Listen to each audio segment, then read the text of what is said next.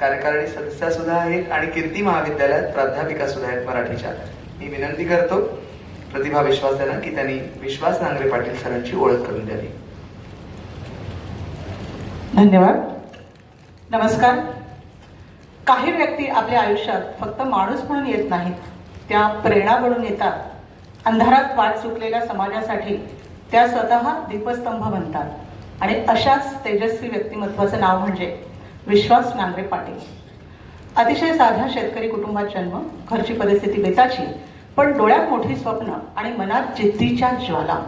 APJ Abdul Kalam म्हणतात, स्वप्न ती नसतात जी झोपेत दिसतात, स्वप्न ती असतात जी आपल्याला झोपू देत नाहीत. आणि ही स्वप्न घेऊन त्यांनी अथक परिश्रम, चिकाटी आणि आत्मविश्वासाच्या जोरावर वयाच्या 23व्या वर्षी UPSC सारखी अतिशय कठीण परीक्षा उत्तीर्ण केली आणि IPS अधिकारी म्हणून महाराष्ट्राची मान उंचावली. पण त्यांचं यश फक्त स्वतःपुरतं नव्हतं, ते हजारो तरुणांचे स्वप्न बनले.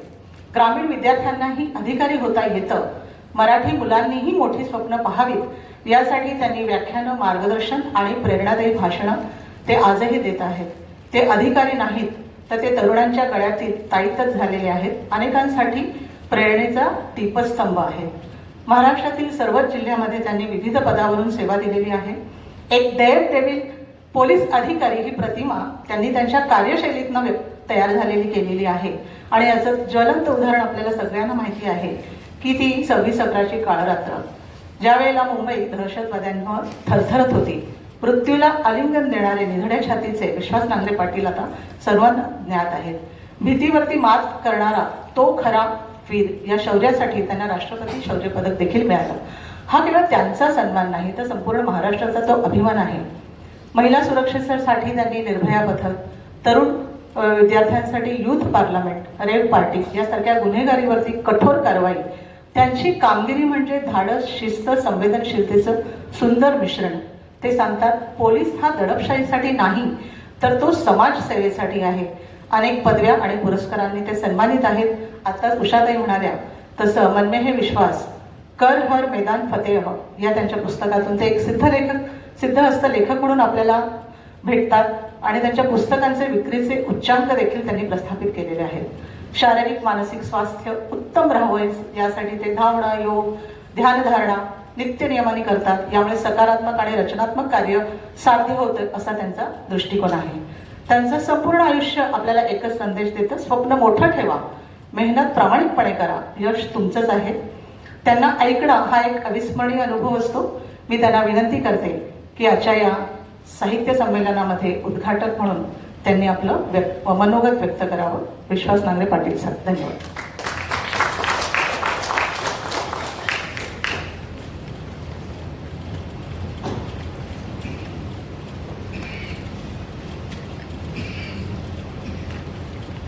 मुंबई मराठी साहित्य संघाच्या अतिशय देखण्या वास्तूमध्ये आज 48वं महानगर मराठी साहित्य संमेलन आयोजित करण्यात आलेलं आहे. या संमेलनाचे अध्यक्ष आपल्या सगळ्यांचे आवडते माननीय सचिन गोस्वामी, ज्येष्ठ लेखिका आणि या संमेलनाच्या स्वागताध्यक्ष प्राध्यापक उषा तांबे मॅडम, सन्माननीय डॉक्टर उज्ज्वला मेहेंदळे, डॉक्टर अश्विनी भालेराव गांधी, स्वामी राजप्रकाशनाचे श्री रजनीश राणे, श्री आनंद बिरचे, प्राध्यापिका प्रतिभा सराफ, ज्यांनी माझी ओळख करून दिली त्या आदरणीय प्रतिभा विश्वास मॅडम, या कार्यक्रमाचे सूत्रसंचालक श्री गणेश आचवल, उपस्थित सर्व मान्यवर बंधू आणि भगिनींनो, हा एक आगळा वेगळा कार्यक्रम आहे आणि मी एक पोलीस अधिकारी आहे. हमू शिंदे यांनी एक छान पोलिसांबद्दल कविता लिहिलेली आहे. तोही माणूस असतो जाणत नाही कुणी, ज्याचे असावे ऋणी तो शिव्या शापाचा धनी. आपलं मानत नाहीत लोक, धर्मगुरू देखील उगारतात उगाचच फोक सिनेमे, काळासारखे हात धुवून मागे बातम्या विणत बसतात बदनामीचेच धागे. तो न्यायालयाचा नावडता, सरकारी पक्षाचा पडता, वाऱ्यावर सोडून दिलेले पतंग. त्यानं डॉक्टर असावं, वकील असावं, मुत्सद्दी असावं, सैनिक असावं, शिक्षक असावं, बरंच काही असावं, मात्र जेवढ्याच तेवढा त्याचा पगार, पोलीस म्हणजे रोजंदारीचा वेठबिगार. आणि असा पोलीस खात्यातला अधिकारी लेखणी ज्यावेळेला हातात घेतो आणि त्याचे अनुभव, त्याचे विचार, कडू गोड आठवणी कागदावर उतरतो, त्यावेळेला अशा एखाद्या खूप देखण्या, सुंदर कार्यक्रमाचं निमंत्रण त्याला येतं. त्यामुळे मला स्वतःला भाग्यवान समजतो की इतक्या चांगल्या साहित्यिकाच्या मांदियाळ्यामध्ये मला बसण्याचा आज योग आला. मी 2 पुस्तकं लिहिलेली आहेत. पहिलं पुस्तक मन में है विश्वास, ज्यावेळेला मी कोल्हापूरचा आयजी म्हणून काम करत होतो त्यावेळेला मला थोडा वेळ मिळाला आणि तो ग्रामीण भागातल्या मुलाचा IPS पर्यंतचा प्रवास. आणि दुसरं पुस्तक कर हर मैदान फतेह, दोन्हीची टायटल्स मी हिंदी दिलेत, पुस्तकं मराठी असली तरी. तो म्हणजे एक ग्रामीण युवक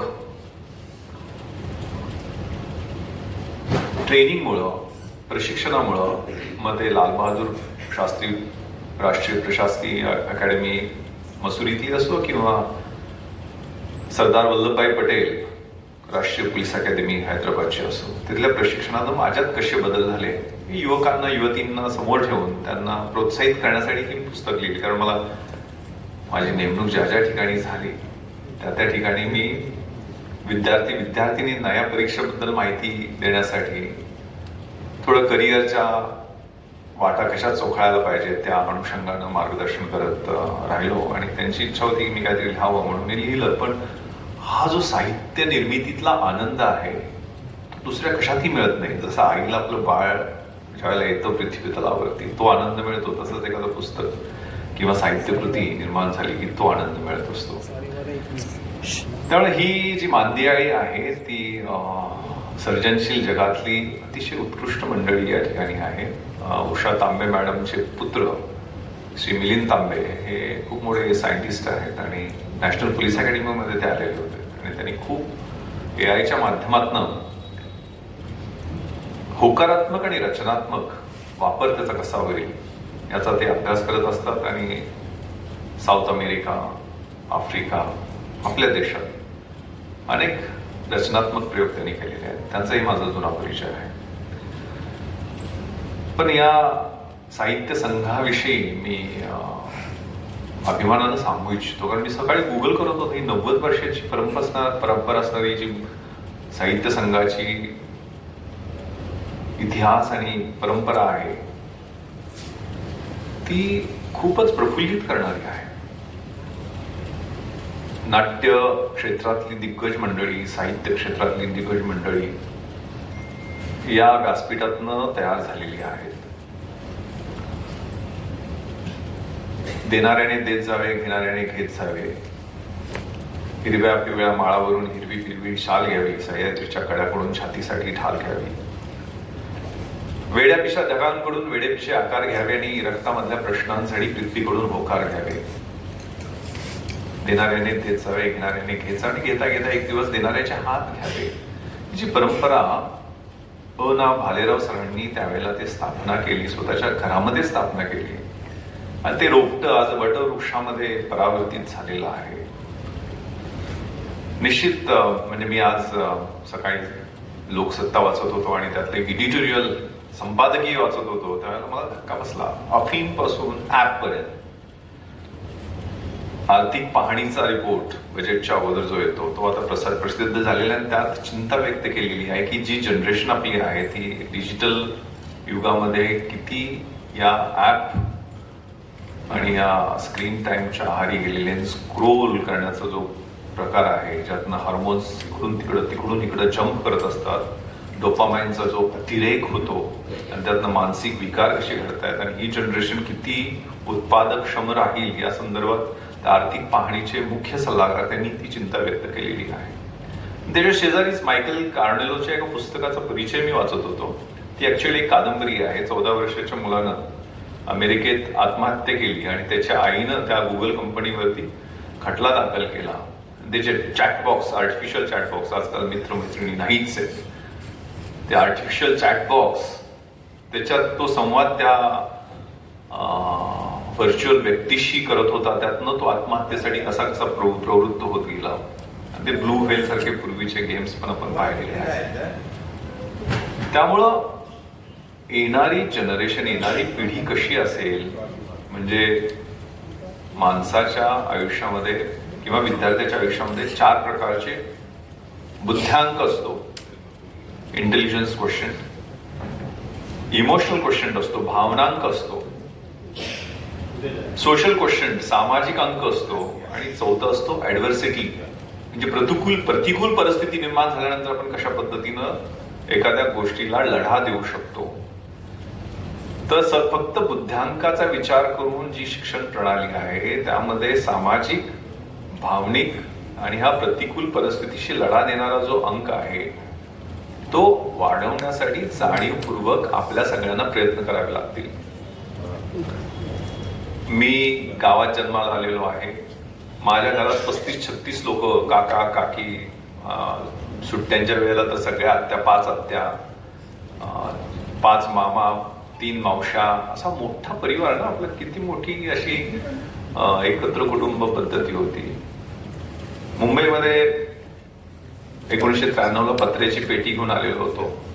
त्यात काही पुस्तकं होती, पण भरपूर सारी स्वप्न होती. पण इथलं जे विश्व पाहिलं ते वेगळं होतं. राहायची सोय आमदार निवासामध्ये झालेली होती. स्वप्न तर IAS IPS बनण्याची होती, पण संध्याकाळी प्रचंड असा फ्रस्ट्रेशन यायचं.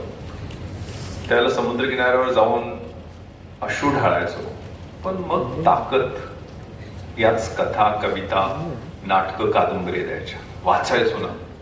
ओळखलं कसं मला पावसात आलं कोणी, कपडे होते करदमलेले, केसावरती पाणी, क्षणभर बसला नंतर हसला, बोललावरती पाहुणी, गंगामाई गट्ट्यात आली, गेली गट्ट्यात राहुणी, 4 भिंतीत नाचली, माहेरवाशी पोरीसारखी नाचली, मोकळ्या हाती जाईल कशी, बायको मात्र वाचली, भिंत कचली, चुगली विचली, होते नव्हते गेले, आठवणीला डोळ्यामध्ये पाणी मात्र राहिले, कारभारणीला घेऊन सरसंख्या आता लढतोय, चिखल गाळ काढतोय, पडकी भिंत बांधतो आहे, खिशाकडे हात जाताच हसत हसत उठला, पैसे नकोत सर मला, जरा एकटेपणा वाटला, मोडून पडला संसार तरी मोडला नाही कणा, पाठीवरती हात ठेवून नुसतं लढ.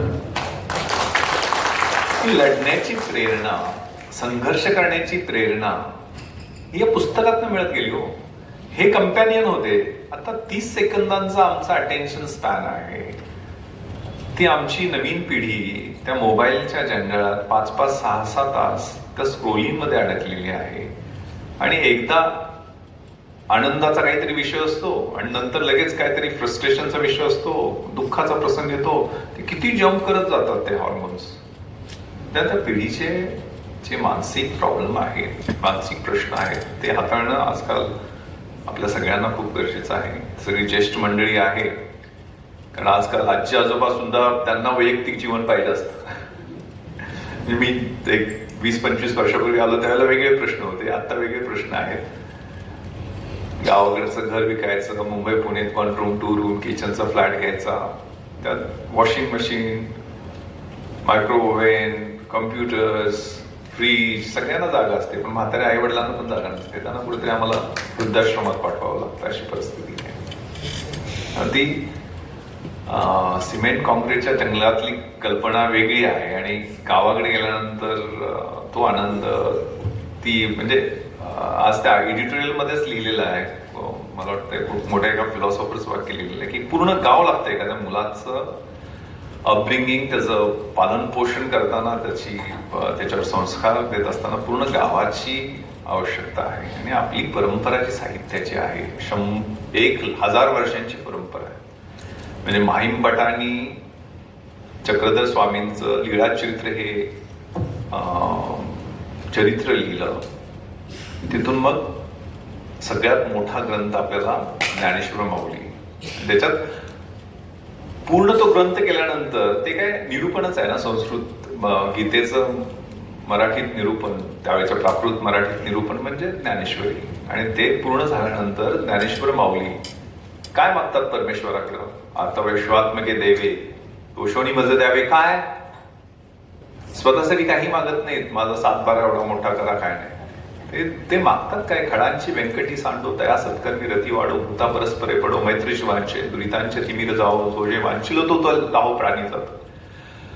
म्हणजे ज्याला जे पाहिजे ते मिळवते, तो जो सत्सद विवेकाचा सूर्य आहे तो सगळ्यांना दिसू दे, सगळ्यांचं भलं व्हावं, प्राणी मात्रांचं पण भलं व्हावं. ही जी विश्व बंधुत्वाची संकल्पना आम्हाला 13व्या शतकामध्ये ती शिकवण मिळालेली आहे. स्वातंत्र्य लढ्यातलं योगदान म्हणी धीर तरी शोक आवरी जननी भेटेन नवमेने. मी आत्ता असं राजगुरू फासावर चाललेले खरे म्हणतात की शोक आवर, धीर धर, अजून 9 महिन्यांनी पुन्हा मी तुझ्या पुढात जन्म घेणार.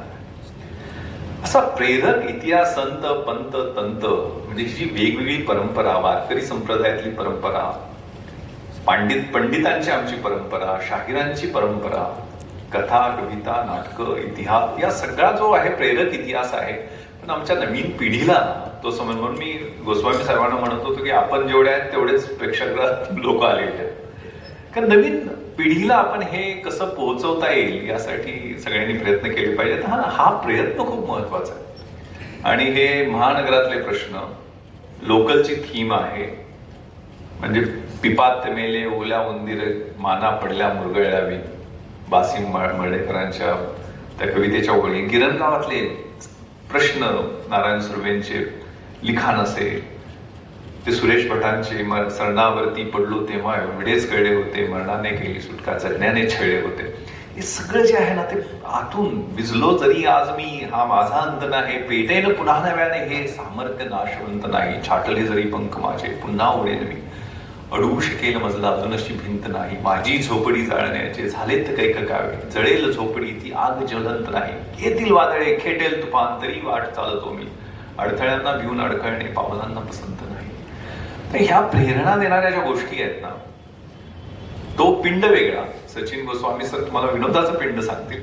हे सगळं जे आहे ना ते अद्भुत आहे. आणि ते साहित्य म्हणजे कुठेतरी लिहिलं ना, साहित्य, नाट्य, कला, क्रीडा, हे ज्याला कळत नाही तो पुच्छमीन मनुष्य, म्हणजे प्राणी जो असतो त्याला पुच्छ म्हणजे शेपूट नसते तसा तो प्राणीच आहे माणूस. म्हणजे त्यामुळं अतिशय सुंदर आणि चांगल्या कार्यक्रमाला मला येता आलं आणि मला इथं आमंत्रित केलं त्याबद्दल. आणि उद्घाटन माझी योग्यता आहे की नाही माहित नाही, मी एक पोलीस अधिकारी आहे, निश्चितपणे मलाही काही भावना आहेत, त्या भावनांची तुम्ही कदर केलीत. पोलीस अधिकाऱ्याच्या आतमध्ये एक मन असतं, त्याला वाट मोकळी करून दिली, त्याबद्दल खूप खूप धन्यवाद. आणि तुम्हाला सगळ्यांना शुभेच्छा. जय हिंद, जय महाराष्ट्र.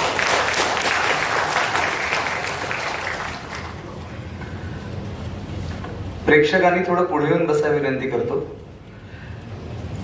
सर, काय बोलू असा प्रश्न पडलेला आहे, कारण हे आमचं भाग्य आहे की आपले विचार आज आम्हाला या व्यासपीठावर ऐकायला मिळत आहेत.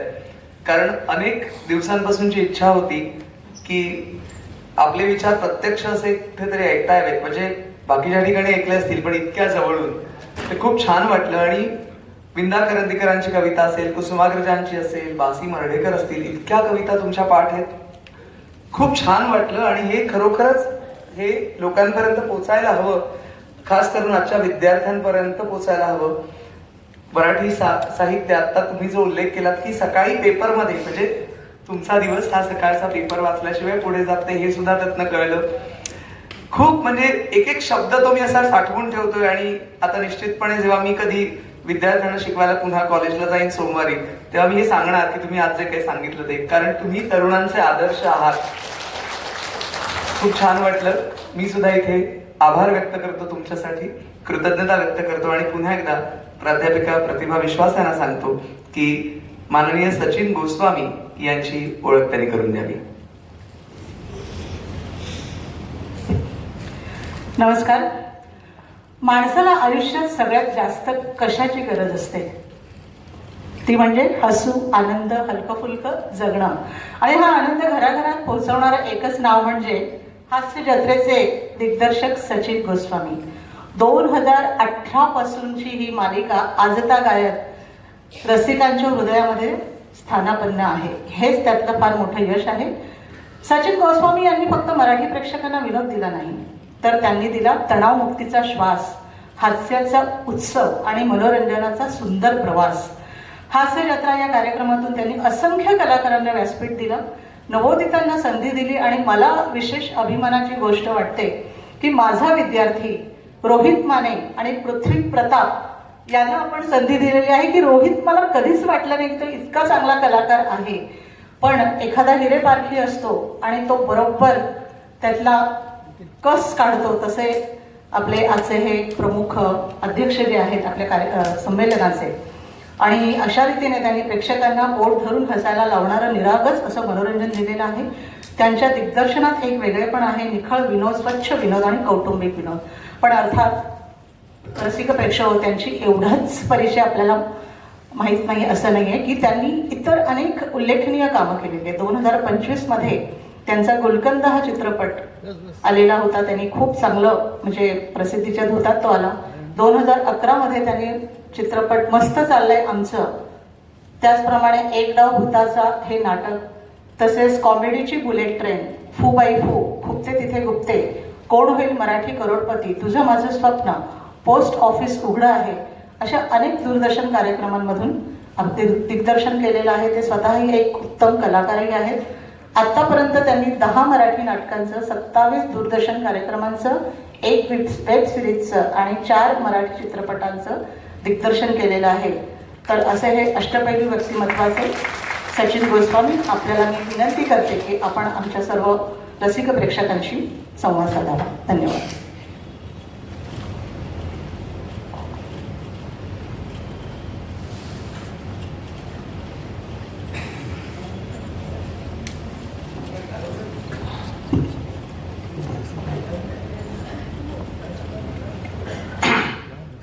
नमस्कार. सन्माननीय व्यासपीठ,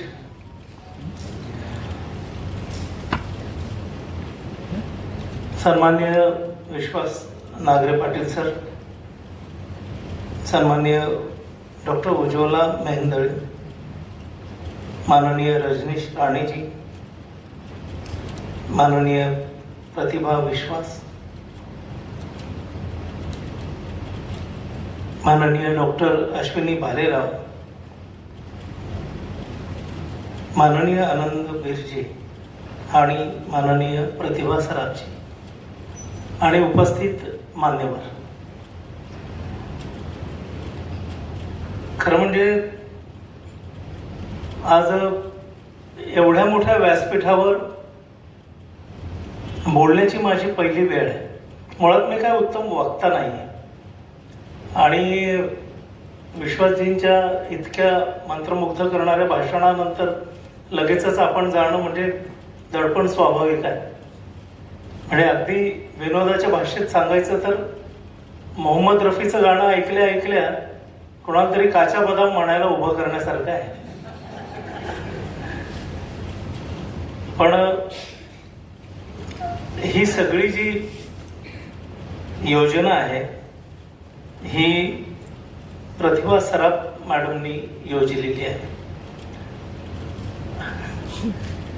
ज्यावेळी मला पहिल्यांदा फोन आला की मुंबई मराठी साहित्य संघ आणि स्वामीराज प्रकाशन यांच्या संयुक्त विद्यमाने 48वं महानगरी मराठी साहित्य संमेलन होत आहे, आपण याल का? मी म्हटलं निश्चित येईल, मला आवडेल. त्यानिमित्तानं काही कवी, साहित्यिक यांचा सहवास लाभेल, दिवस उत्तम जाईल, काहीतरी आपल्याला समृद्ध होण्यासाठी एक छान ऊर्जा मिळेल. त्यानंतर त्या म्हणाले की संमेलनाध्यक्ष म्हणून तुम्ही याल का? मला खरं म्हणजे हे सरप्राईज होतं एका अर्थाने, कारण मी संमेलनाध्यक्ष का व्हावं? म्हणजे त्यासाठी जे काही नेहमीचे नियम असतात की तो त्या क्षेत्रातला कोणीतरी मान्यवर असला पाहिजे, तर त्याऐवजी मला का इथे बोलवलंय? त्यांना मी म्हटलं, अहो मला तुमचा काहीतरी गैरसमज होतो, तुम्ही सचिन मोटेंना फोन करायचा होता कारण ते नाटककार आहेत. ते म्हणाले नाही नाही तुमच्याशीच बोलते मी आणि आमच्या समितीने ठरवलं की तुम्ही या. आता बऱ्याचदा गोंधळ काय होतो, माझे पांढरे केस आणि एकूण व्यक्तिमत्व पाहून लोकांना मी साहित्यिक वाटतो. पण मी साहित्यिक आहे की नाही मला माहिती नाही, पण मी साहित्याचा वाहक मात्र आहे. आणि त्यानंतर त्यांनी सांगितलं की आपली आजची जी काही नेपथ्य रचना आहे किंवा आपण लोकल ट्रेनला हे आजचा दिवस त्यांच्या सन्मानार्थ साजरा करतो. मग मी म्हटलं चला हरकत नाही का, वाहन यंत्रणेच्या संमेलनाचा अध्यक्ष एक साहित्याचा वाहक आहे. या टाळ्या वाजवण्यासारखं काही नाही हे मी मला समजवलं, कारण कुठलंही पद घेताना एक धाडस बांधावं लागतं ना, नाहीतर तो निलाजरेपणा होतो. तर मी खरं सांगतो गेली 5-6 दिवस मी खूप अस्वस्थ होतो. एवढा अस्वस्थ मी चॅनलला नवीन सिरियल दिल्यावरही होत नाही कधी, कारण इथे एवढ्या प्रज्ञावंतांच्या मांदियाळीत माझ्यासारख्याला बसवून पुन्हा अध्यक्षीय भाषण वगैरे त्याला खूप महत्त्व असतं असं मी ऐकलं होतं. त्यात आत्ता मॅडमनी सांगितलं की महानगरीय अध्यक्ष संमेलनाचा अध्यक्ष होतो, तो पुढे साहित्य संमेलनाचाही अध्यक्ष होतो. आता काय होईल हा प्रश्न. त्या नागरे पाटील सर म्हणाले पण की तुम्हाला संधी आहे. माझ्या मनात विचार आला की ही म्हणजे हे कसलं लक्षण आहे, साहित्याची इतकी पडझड होणार आहे का की मला खूप मोठं साहित्य निर्माण करावं लागणार आहे. तर मला याचं खूप आश्चर्य वाटलं आणि आनंदही झाला, कारण साहित्यिकांमधला त्यांच्यातली रिजिडिटी जर कमी झाली तर साहित्य जास्त निकोप निर्माण होईल.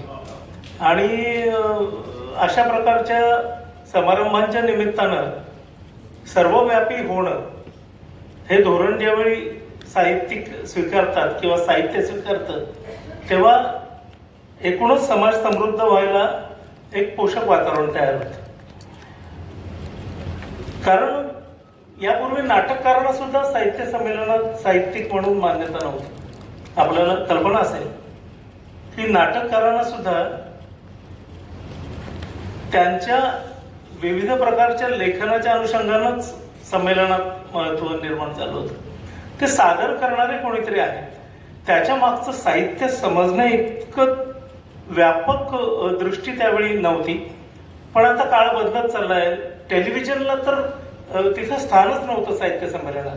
म्हणजे हे खरं म्हणजे याचा विचार झाला पाहिजे, कारण टेलिव्हिजन हे साहित्याचं सगळ्यात उत्तम वाहक आहे. त्याचा दर्जा कमी जास्त काही असो, पण किमान गोष्टींविषयी एक उत्सुकता निर्माण करणं प्रेक्षकांच्या मनात आणि तरुणांच्या मनात त्या गोष्टींविषयी काहीतरी एक आपुलकी निर्माण करण्याचं काम टेलिव्हिजन घराघरात जाऊन करतं.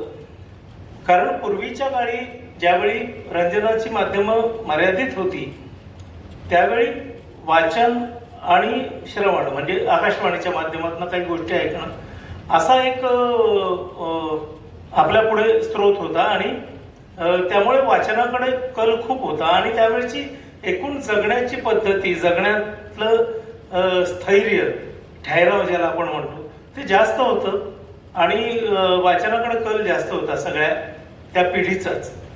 पण आता वेगवेगळी माध्यमं आल्यानंतर वाचनाकडचा कल बदलला आणि आता बघण्याकडे आणि ऐकण्याकडे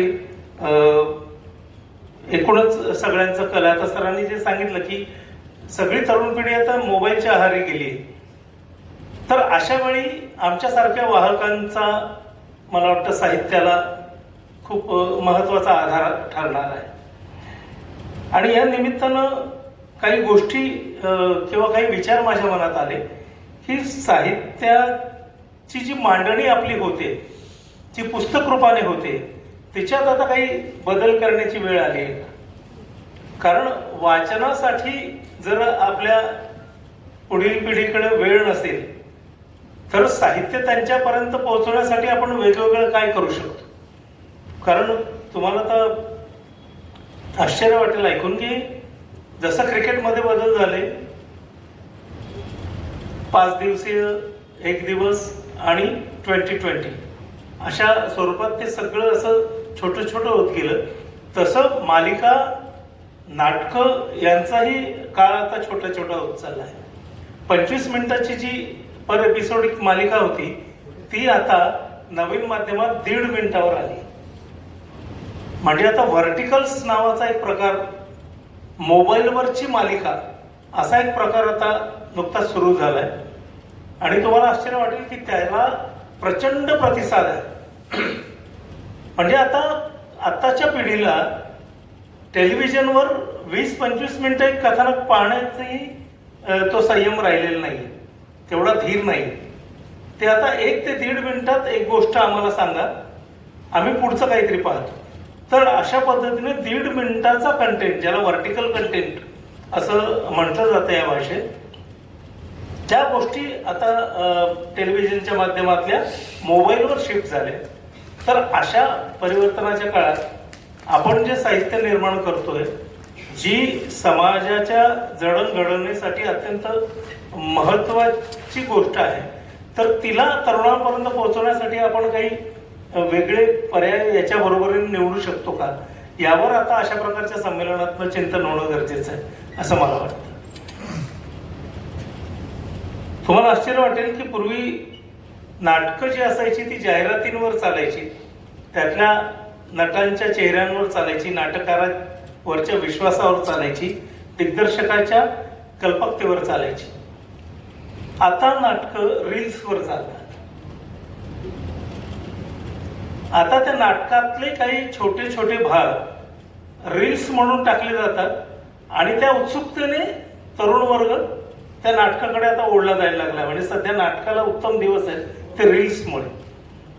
तर मला असं वाटतं की आता आपण साहित्य निर्मितीत अशा प्रकारच्या तंत्राचा काही आधार घ्यावा का? कारण सर म्हणाले त्याप्रमाणे खरंच आहे की तरुणांमध्ये स्थिरता नाहीये. 30-40 सेकंदाच्या वर ते एक गोष्ट पाहू शकत नाही. त्याच्यामुळे निर्माण होणारं मानसिक आरोग्याचे प्रश्न मोठे आहेत, हे सगळं खरं आहे. पण त्याच्याच बरोबरीने साहित्य पोहोचवण्यासाठी अशा प्रकारच्या तंत्राचा काही उपयोग होईल का, याच्यावरही आपण अशा प्रकारच्या संमेलनांमध्ये जर चिंतन केलं तर मला वाटतं साहित्य जास्त लोकांपर्यंत पोहोचू शकेल. स्टोरीटेल सारखी जी माध्यमं आहेत, जे ऍप्स आहेत, त्यातनं सलग गोष्ट ऐकण्याचं प्रमाण मोठं आहे. कारण आजकाल प्रवासात काहीतरी पाहायचंय लोकांना, म्हणूनच पॉडकास्ट वगैरे जास्त प्रसिद्ध झालेत की लोकांना कानात ते अडकवून 1 तासाचा प्रवास मार्गी लावायचा आहे. तर अशा वेळी हास्यजत्रेसारखे छोटे छोटे स्किट बघण्यातही लोक वेळ घालवत आहेत. ते त्यांनी पाहावेच अर्थात, पण त्याही बरोबरीने चांगला आशय असलेलं कथानक जर त्यांना ऐकायला मिळालं किंवा या माध्यमातून, स्टोरीटेलच्या माध्यमातून त्यांच्यापर्यंत पोहोचत गेलं, तर आपलं साहित्य, आपण साहित्यिकांनी समाजाचं जे काही चित्रण केलेलं आहे ते लोकांपर्यंत पोहोचण्याला मदत होईल. स्टोरीटेलचे ऍप्स आहेत, पण मला असं वाटतं की साहित्य संमेलनाच्या किंवा साहित्य परिषदेच्या निमित्तानं असं साहित्य परिषदेने काही ऍप्स काढावे. काही प्रकाशकांनी, आता प्रकाशक पण आपल्या बरोबर आहेत, तर पुस्तक छापतानाच अशा पद्धतीचा एक ऍप, काही त्याचे ज्याला आपण QR कोड त्याच्याबरोबर टाकला आणि त्याला एक माफक काही दर लावले, तर निश्चितच लोक प्रवासामध्ये त्या सगळ्या साहित्याविषयीची रुची वाढायला मदत होईल असं मला वाटतं. त्यामुळे अशा प्रकारच्या संमेलनांमधनं आपण ह्या तंत्राचं, ज्याचा आता आपल्याला भीती वाटायला लागली, त्याचा पूरक असा वापर करून घेऊ शकतो का, याचाही विचार आता व्हायला पाहिजे.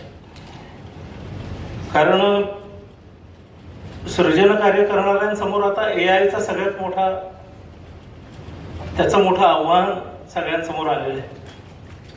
ते आव्हान कसं पेलायचं हा प्रश्नच आहे. कलावंतांसमोरही आहे, साहित्यिकांसमोरही आहे.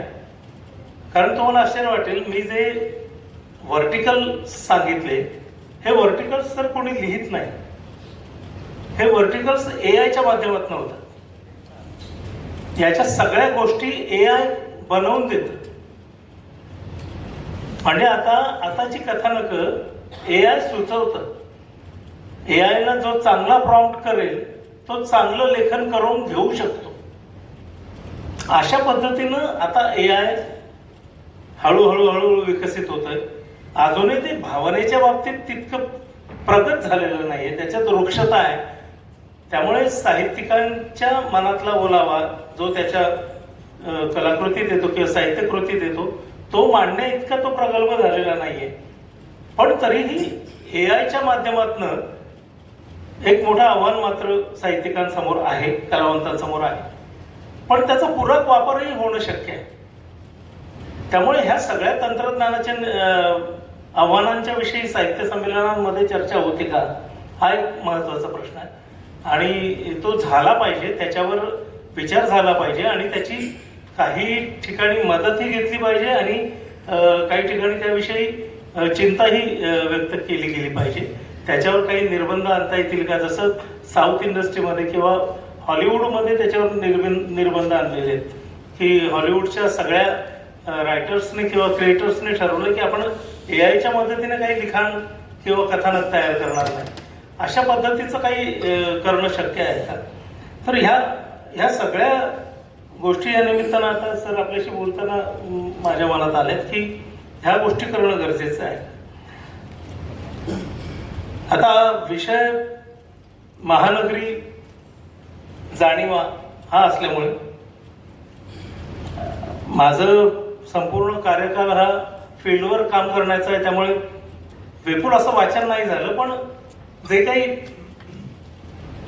वेळ मिळेल तसं किंवा त्या सगळ्या कामाच्या मधल्या वेळात जे काही वाचन झालं किंवा काम सुरू होण्याच्या आधीचा जो काळ होता, ज्या काळात सर तुम्ही आमदार निवासात होते त्यावेळी मी पण आमदार निवासातच होतो 93-94च्या दरम्यान.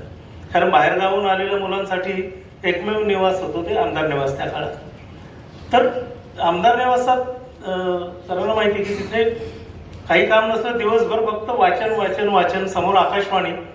तर त्या काळात जे काही वाचलं गेलं किंवा दरम्यानच्या काळात काही जे वाचलं गेलं त्यातनं काही नावं मला घ्यावीशी वाटतात या महानगरी जाणीवान ज्यांनी जपल्या अशा लेखकांच्या. भाऊ पाध्यांच्या वासू नाकाने त्यावेळी वेळ लावलं होतं. बेरोजगार भडंग तरुणांचं जगणं मांडणारं वासू नाका त्यावेळी त्या काळात आम्हाला खूप आकर्षित करायचं. दरम्यानच्या काळात पठ्ठे बापूरावांची मुंबईची लावणी तिने वेळ लावलं एका पिढीला.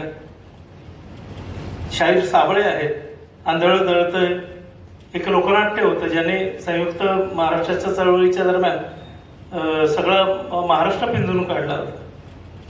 नारायण सुर्वे, कवी नारायण सुर्वे समाजातील विषमतेवर इतकं सुरेख त्यातलं व्यंग मांडणारं काव्य त्या कवींनी निर्माण केलं.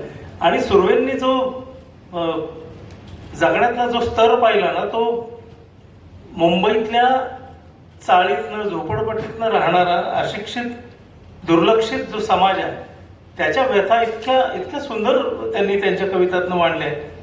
मास्तर लिव्हा ही जी त्यांची कविता आहे, तुमचंच नाव लिव्हा सांगणारी जी ती बाई आहे, ती समाजातला एक मोठी विषमता दाखवणारं काव्य त्यांनी त्या काळात केलं. नामदेव ढसाळांचा गांडू बगीचा आपण वाचला असेल. दुर्लक्षित घटक कामाठीपुराचं इतकं भीषण वर्णन, त्याचं जगणं, हा अंगावर शहारा यायचं ते वाचताना की माणसं कुठल्या स्तरावर ही माणसं जगतायत. ते आमचे जयंत पवारांचं गिरण गावाचं चित्रण असलेलं नाटक किंवा त्यांचे कादंबरी, असे अनेक लेखक आहेत की ज्यांनी महानगरी व्यथा मांडल्या. अगदी आमचा आत्ताचा स्वप्नील जाधव ज्यांनी निर्वासित नावाचं नाटक लिहिलं. गिरणी कामगारांच्या एकूण जगण्याचा जो भाग आहे की इतकी वर्ष मुंबईत काढूनही निवृत्तीनंतर एक निर्वासित असण्याची जी भावना निर्माण होते ती इतकी भीषण आहे. आणि आत्ताचा तरुण मुलगा आहे त्या सगळ्या वेदनेला हात घालतोय, खूप आश्वासक आहे. आणि प्रणव सखदेव याचं काळे करडे स्ट्रोक्स कदाचित आपण वाचलं असेल. खूप छान कॉलेजच्या जीवनाचा एक म्हणजे आम्ही आमच्या तरुणपणात खोसलाने असंच झपाटलं होतं की आमचं जगणं मांडणारं कोणीतरी आहे असं त्यावेळी वाटायचं. तसंच सखदेवचं आताचं काळे करडे स्ट्रोक्स ही कादंबरी किंवा शिल्पा कांबळे आहेत आमच्या, त्यांनी ही सगळी तरुण लेखक मंडळी ज्यांच्याकडे आपण खूप एक आश्वासक म्हणून पाहिलं पाहिजे की दलित वस्त्यांमध्ये तिथल्या दलित वस्तीतील तरुणांचं जगणं, तिथली घुसमट आणि तिथल्या चळवळींनी घडवून आणलेलं परिवर्तनाचं इतकं सुंदर वर्णन त्यांनी त्यांच्या निळ्या डोळ्यांची मुलगी या कादंबरीत केलेलं आहे. तर हे असे अनेक लेखक साहित्यिक जे महानगरी व्यथा मांडत आलेले आहेत आणि यापुढेही मांडणारे अनेक तरुण तयार झाले पाहिजेत असं वाटतं. पण दुर्दैवानं असं झालंय की आता लेखनाची स्थिरताही गेलेली आहे. कारण व्यक्त व्हायला पूर्वीच्या काळी एक मोठा पट असायचा. तुमची घुसमट मांडायची तर एकतर तुम्हाला कविता, कथा किंवा कादंबरी हीच माध्यम होती.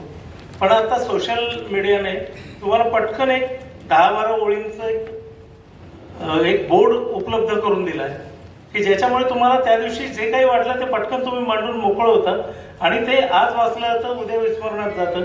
या पद्धतीने अनेक सृजन शक्यता ज्या आहेत त्या ह्या सोशल मीडियाच्या माध्यमातून दाबल्या जात आहेत असं मला वाटतं.